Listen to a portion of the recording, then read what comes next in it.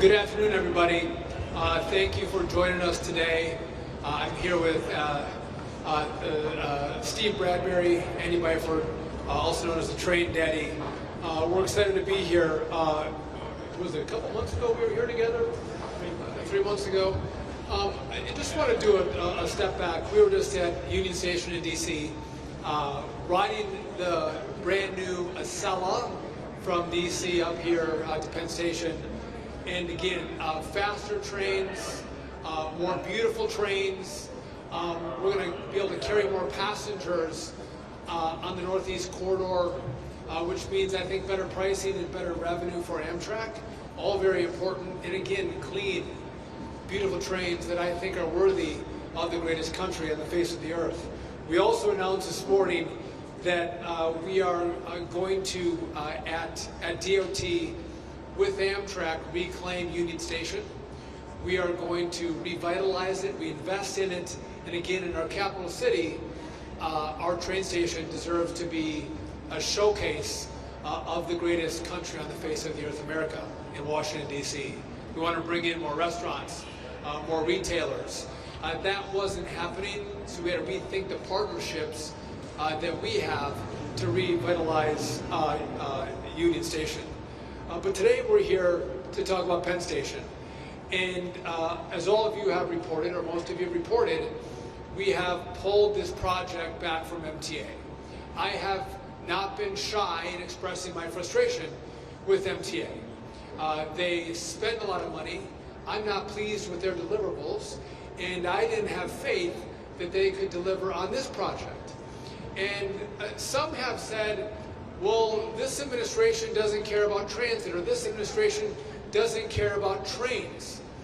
What I just talked to you about is with what we've done at Union Station and with the Acela and what we're doing here at Penn Station, your takeaway should be, actually, we do care about transit, we do care about trains, we do care about subways, we care about buses, but we care about the deliverables to the American people. How do we serve the American people? How do you serve New Yorkers, or those in New Jersey, or those in the greater Washington, D.C. area? That's what matters to us. Not spending money, but delivering on the investments that our taxpayers actually make in these systems. And so with that pullback, we thought it was important to walk through the timeline that we're going to go through for the Penn Station build. But before I do that, I think we are blessed to have a president who loves New York. New York has given the president a little bit of pushback, but he loves all of you. He loves this city. He loves building beautiful buildings. And what's great for us is that he actually cares about the project that we're engaging here at Penn Station. And again, he has a lot on his plate. He's doing a lot of things. But when I meet with him, this is a common question that he'll ask me is, where are we at with Penn Station? Where are we at in the process? He wants to know about the developers that may bid and how it's going to look, because he wants to make sure that this is a great representation for his administration, but he wants it to serve the New York people incredibly well. And so I'm honored that we have that kind of support and backdrop with the president, because oftentimes presidents wouldn't engage in a project like this. You all are blessed to have a president who cares about the project and cares about the deliverable for New Yorkers. And so, again, we're excited to have this conversation today, but we are proud to be announcing a $43 million grant to begin the process in regard to the solicitation for a master developer. Andy's going to talk about the timeline that we have, but we are going to move at the speed of Trump. This is not going to be a 20, 30-year project. This is not about a back room thinking about how we can spend money and develop plans but never deliver. This is actually about how do we move this more quickly and more beautifully through the process, so it's not your grandkids that are going to enjoy the work that we're doing now. You all are going to get to enjoy this great project that we are about to announce the timeline on. So I thank you all for coming out. I couldn't be prouder to be part of this team that has been working so hard on the project. And again, Steve Bradbury is the Deputy Secretary. He's been incredibly engaged on this. I'm grateful for his support and his leadership. But I also think if you look at, when we selected Andy, Andy has, I think, I know he has a strong reputation in New York. You know how Andy delivers. And I think that's a sign to New Yorkers that we care about delivering, because we brought in the best person we thought possible with the best credibility to make sure this project goes fast, so it's on time, it's on budget. And all of you, again, we're not red, we're not blue, like, this is to serve people. And Andy's record, I think, is such that a lot of you have had confidence in how we've set this up. And so I couldn't be more grateful that he said yes to joining us and using all of his skills and experience to make sure this project goes off so well. And so he's a visionary. He's put the trade right up here, by the way, and he's walking through all the things we're going to do and how we're going to do it and how we're going to get early deliverables. And then even on the way up, I'm sorry, I'm going to give it to you in a second, we're like, could we use some new paint even before we get this new build going? Some new paint might be nice.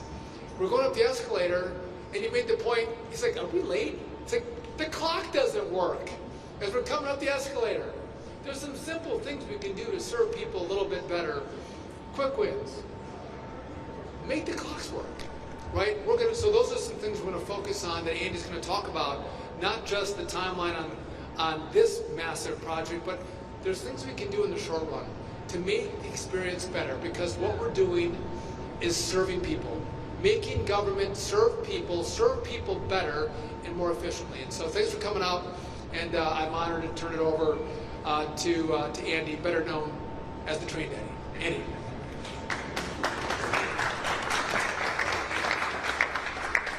Well, thank you, Mr. Secretary, and good afternoon, everyone. I'm Andy Byford, as the Secretary just said, and I'm honoured to be leading on behalf of the administration and on behalf of Amtrak, America's Railroad. I'm honoured to be leading this iconic project to truly transform New York Penn Station. And in addition to the Secretary, the Deputy Secretary, to my Chair Kosher over there, President Harris, I think, is here somewhere. I'm also joined by my friend and colleague Sarah Appleton, who is the Deputy Project Director, again, for this beautiful and iconic project. So I've been doing this job now for 3 months, and for old friends of mine, Marsha, people like yourself, I'm so happy to be back in New York. This is where I want to be, and this is the project that I want to do. And in just my 3 months back here, it's become apparent to me in talking to people just how much Penn Station means to people. But also, it means a lot of different things to different people. Everyone has an opinion on Penn Station and what should be done. But the Secretary and I are unified in our vision for both the project and the station, but also in how we should go about transforming it. Because as the Secretary said, it's been talked about for years. Others have tried, but we're confident that we will succeed. And why do I say that? Well, very simply, because there is precise and absolute alignment between all of the key stakeholders, from the White House through the US DOT through to Amtrak. There's absolute alignment, and that is the key, the magic key to unlocking this station's potential in a way that frankly hasn't been achieved before. Now, as the owners of this station, Amtrak, we very much appreciate the support that President Trump has shown us and the confidence that Secretary Duffy has put in us and in me in making Amtrak the clear project lead. And we're ready to reward that confidence now by delivering a world-class station of which New Yorkers and visitors to New York and Americans and everyone can be truly proud. So as the Secretary said, today we are officially providing advance notice for the solicitation of a master developer, and we are announcing the obligation of a Federal Railroad Administration grant to Amtrak for engaging that master developer. and also to conduct design and national environmental policy work, better known as NEPA, to really make this thing a reality. So from today, firms interested in working on this project can officially start the process of becoming our master developer partner. Ladies and gentlemen, the steps to completely transform Penn Station starts today. That process starts today. Complete top-to-bottom modernization and transformation of Penn Station. And in addition, this fall, our colleagues at the Federal Railroad Administration will begin a service optimization study to evaluate ways to safely accommodate passenger growth throughout the tri-state region and to maximize train capacity within the confines of the existing station footprint. Next May, we will announce the selection, the outcome of that design competition. We'll announce the selection of our master developer, and we will begin preliminary design and National Environmental Policy Act activities, ultimately leading to the construction, the start of construction, by the end of 27. So this is a very aggressive time frame, and you can see it set out on the chart behind me. Now let me be clear, because a lot of people have already asked me about the nature of the competition that we're going to run. So let me be clear on this. We're going to evaluate everything. It will be an open and fair competition with no preconceived notions of the outcome, but it will be conducted to a very aggressive timeline in order to hit that spade in the ground date of the end of 2027.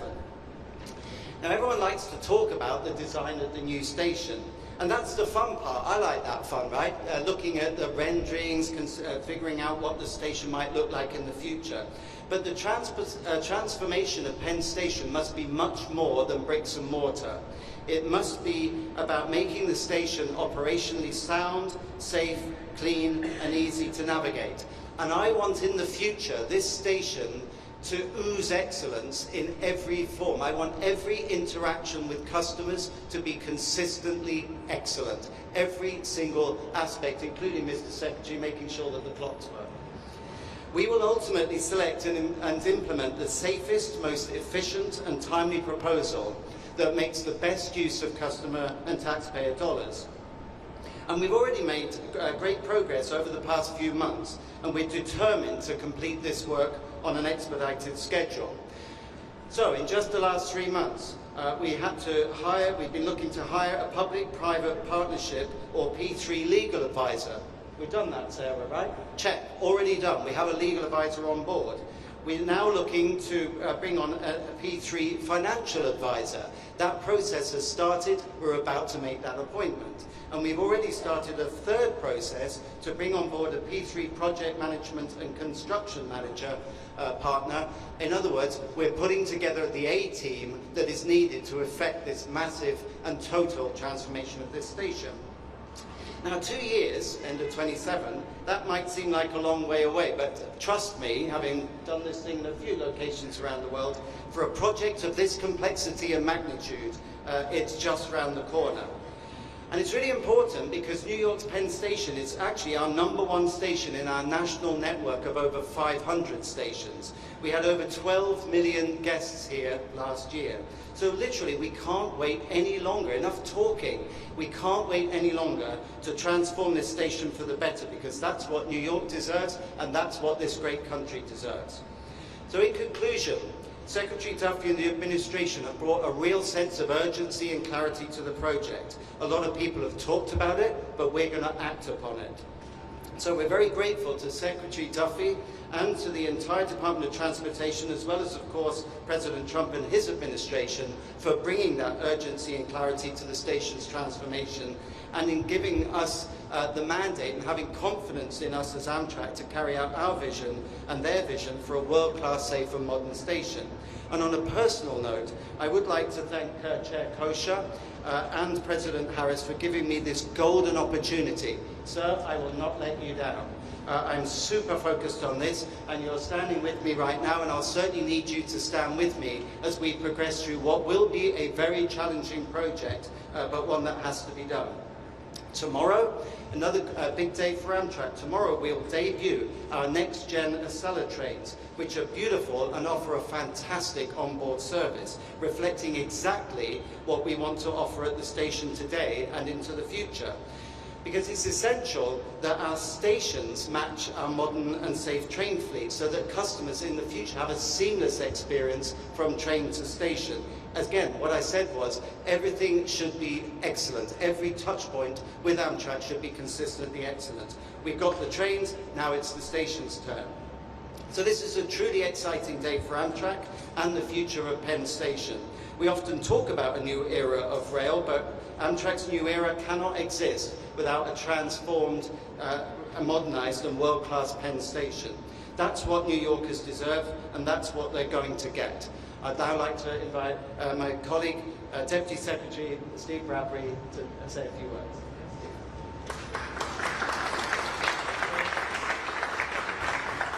So the Secretary and Andy and I just had a great ride on the brand new next-gen Acela train from Washington Union Station. Goes into revenue service tomorrow. This is a big day for Amtrak. It's a beautiful train. But we also need beautiful, big, beautiful train stations, really at both ends of this axis from Washington to New York. We're working on Union Station, as the Secretary mentioned, but Penn Station, nothing's bigger than Penn Station. This is the busiest transportation hub in the Western Hemisphere, believe it or not, and look at the main entrance to Penn Station right behind me. It's dreary. This is like an underground rabbit warren. This is not what the people of New York, New Jersey, the New York area deserve, the American people. So President Trump has a vision to make it a new gleaming station. He's a builder. This is a marquee, crown jewel asset. It's right in the heart of New York City, and it deserves a transformation. Andy Byford is exactly the right person to do it. He's done it in London. He's done it here in New York previously. He's done it in Toronto. We knew we had the best when we picked Andy to take over this project for Amtrak. And what we want is an open, airy, bright station with open concourses. As Andy said, I love the phrase, oozing excellence. That's what America deserves. That's what the people of New York deserve. And today is the starting gun for this process. So I couldn't be more excited, couldn't be more honored to stand with Secretary Duffy and on behalf of the Trump administration, lead this process forward. So thank you all for coming.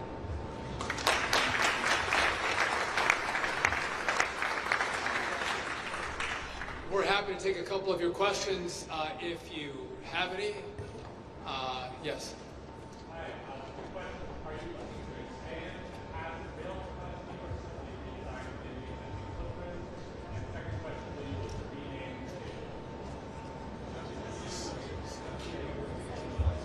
I might tackle the first question. So, as I mentioned, the FRA in parallel, it's very important that we parallel activities, otherwise we'll never hit the end of 27 timeframe. So while my team and I are focusing on getting the master developer on board, our colleagues at DOT and the FRA will be undertaking a service capacity study to see not only what changes need to happen in the station at track level to provide more capacity and a more efficient use of the station, but also to look further beyond, through the next decade, what do the service patterns of the future look like, and embracing the potential for through running. In other words, trains that don't just stop here and empty out or go back and provide a reverse service, but carry on in the direction in which they were traveling. So people often say to me, does that mean you're ruling out expansion? Well, for now, that's absolutely on hold. I think it's only right that initially what we should do is look to see how we could use this station more efficiently. There's 21 tracks. There's definitely efficiencies that we can squeeze more trains per hour out if we use the station more efficiently. Plus, with some targeted changes at track level, we believe, and the element of and the concept of through running, which is the norm in pretty much everywhere I can think of, certainly in London, Toronto.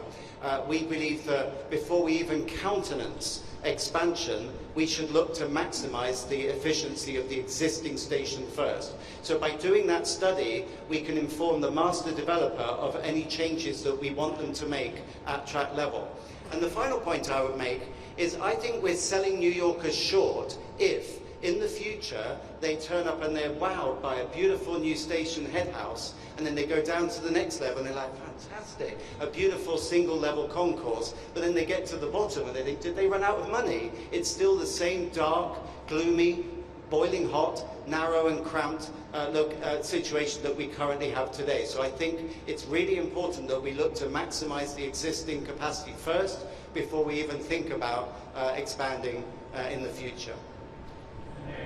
Just maybe, real quick on, if you see our chart here, there is two tracks. We're looking at the building, but also we're looking at optimization. What is the best path forward? And we want more data before those decisions are made. And again, we're not here to announce a name change. We're here to announce a great project and a great build. I imagine you're asking, is this going to be Trump Station? I think that has a nice ring to it, but listen, we're all working on building this project and getting it done. And if you want to have a conversation about name changes, that's a conversation that could happen at some other point. We want to get this build off the ground and get this moving for New York. Yes.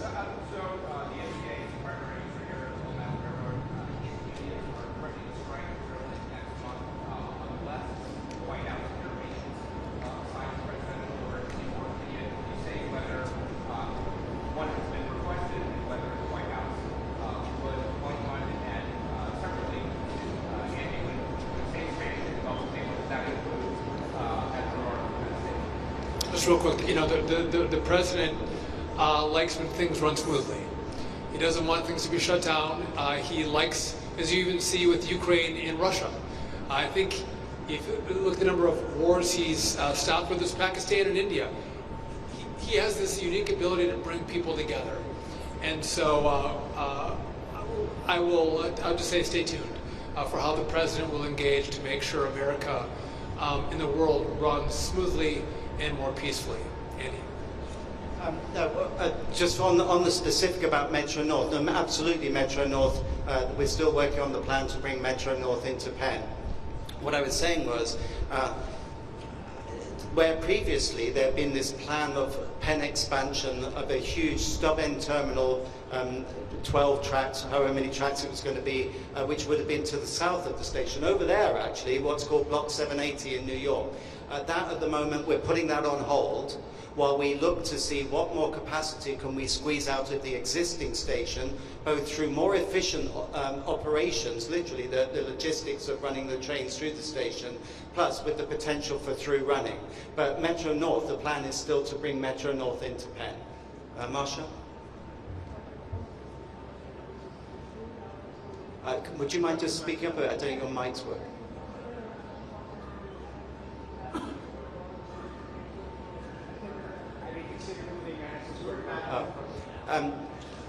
The competition we're going to run will not specify whether Madison Square Gardens stays in place or whether it moves. I would rather run an open competition. The whole point of this competition is it's a P3 competition. Let's see what people's ideas are. I'm aware of a number of ideas already. Some are predicated on the garden staying put, some are predicated on the garden moving. I'm not going to opine on that. I would rather we see what ideas are out there, and then we'll deal with that at a later date. During the competition, though, we will evaluate the various proposals against a series of criteria. And obviously, whether the garden moves or stays put will be decided over time, and we'll take a look at what the pros and cons of that are and what implications there are for cost and for time frame. So starting as of now, we're making no assumptions on that. So. You say you're in alignment with everyone in this project. The railroads, how are they involved? Are they partners in this project? And for Secretary Duffy, have you, this is related, unrelated, any position on congestion pricing, any update from you? So in terms of alignment, it's a very good question. My last 3 months have been like speed dating. I've been going around New York talking to all the various players, including, critically, I've spent time talking to Jano Lieber at the MTA and Chris Kaluri over at New Jersey Transit, in addition to people like Tom Prendergast over at Gateway. So we're very mindful of the fact we're not the only users of this station. The MTA use it, NJT use it. We all have a common objective. I have yet to meet anyone who said this station's fine as it is, leave it as it is, we like it, we like the status quo. No, everyone recognizes this is not good enough, that New York and New Yorkers deserve a better station than this. So what we're going to do is work with our colleagues, with New Jersey, with the MTA, to truly transform this place, and we can only do that by working in partnership. Those conversations are already happening. You watch, there's going to be an intensive round of discussions and negotiations over the next few coming months, leading up to that critical timeline of spade in the ground by the end of 27. So in regard to congestion pricing, it is in litigation. I maintain my point that to drive a car in New York City, you shouldn't have to be an elite. You shouldn't have to be wealthy. I think your street should be open to everybody, not just those who can afford to pay the congestion pricing. But with that, you've heard me say too, if you're going to be forced off the roads, which I don't think you should be, I don't think just the rich should be able to drive on your roads, but if that is the position of the elected leaders that you all vote for, well then, and the trains that you're going to ride in should be safe. It should be clean. And I do not think they are. And so I think those are 2 points. Again, roads should be free, you should have access into the city. The federal taxpayers have partnered greatly with New York to make that happen. And again, I think there's a long way New York could go to make your trains and your subway system a lot safer. And I think, by the way, I don't think you have, I just need to look at New York City, Washington, D.C., and the progress that the president has made in two weeks in driving down crime. And a lot of folks in D.C. have said, well, listen, it actually feels kind of nice to have less crime. I'm not afraid of being carjacked. I'm not afraid of being burglarized or being murdered. I can walk on the streets a little later at night because I'm not afraid. And they didn't realize they could have that. And I think for all of you, you don't have to live in a city where you don't feel safe on your subway or your subways aren't clean. I think you deserve better than what you're being offered. And I think you should demand more from MTA, and I think you should demand more from your elected leaders to say, we don't think elites are the only ones who can drive into the city, just the ones who can afford it. I think that's shameful. And I think you all should push back on that ideology because, again, we do believe in equal access. And this is not equal access. And I've heard more complaints from mostly Democrats, not a lot of Republicans here. Democrats complain about it because they see how unfair it is and how elitist it is. And again, we're at a process right now where we're going to let the courts make a decision, and then we'll decide where we go from there. One more, guys, one more. We had all at the day-to-day operations of Penn Station. There were delays even this morning. Do we expect you to be involved in kind of short-term fixes with leaders now? Well, as the Secretary alluded, I'm very interested in quick wins. It's an expression I've used at the TTC at New York City Transit. I'm always on the lookout for things where we can effect immediate improvements. So we do have a very good operational team. I'm not going to interfere with the operational teams, but I'm certainly not going to be a passive observer in that either. Where I think that there are things that we can do more efficiently, where there are quick wins to make New Yorkers' lives better, more pleasant here, and to make the service more reliable, rest assured, I will be feeding that into our operational teams because I don't want this to just look like we're saying, even with a timeline like 2027, it's a way off, it's 2 years. I think there's things that we can and we should do right now. So I'm already actively, I've been over the last three months, looking around for things that we can do to make things better right now. It's relentless improvement has to be the name of the game. Thank you, guys. We'll do 2 more real quick. Yes?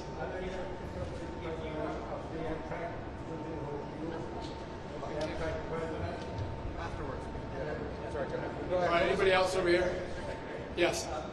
Can you talk about what it's going to mean for years to rely on this station after the shovels are being moved around? If you're doing work down at the trash level, how are folks going to be able to get into and out of the mid-caps or however long that level? It's a great question. So, yeah, that will not be easy. But then I look at places I've worked across the world. There's a station called London Bridge in London, and I used to be the operations director of a train service company that went through London Bridge as it was being rebuilt. And so, yes, there was some disruption. We had to reroute customers in order for them to migrate their way through the station while that work was being undertaken. But as long as you get your signage right and your wayfinding right, as long as the customers feel that they know where to go and the staff look after them, our colleagues, our operational colleagues are well trained, I think New Yorkers will accept that in order to totally transform this place, there will need to be some changes along the way. And another example I'd cite was, it's amazing actually what the Port Authority did at LaGuardia. I've been away for 3 years because I was in London. I come back to a completely transformed LaGuardia airport, which is no mean feat, completely rebuilding an airport while you keep it open. So if they can do it, we can do it. And rest assured, that's top of my to-do list to maintain safe and efficient and pleasant customer operations while we transform this station. So there'll need to be a bit of rerouting, but even where you make changes at track level, we'll think them through carefully. We'll strategize on how to do it with the minimum disruption to keep the thing working while we transform this into a truly world-class operation and customer experience.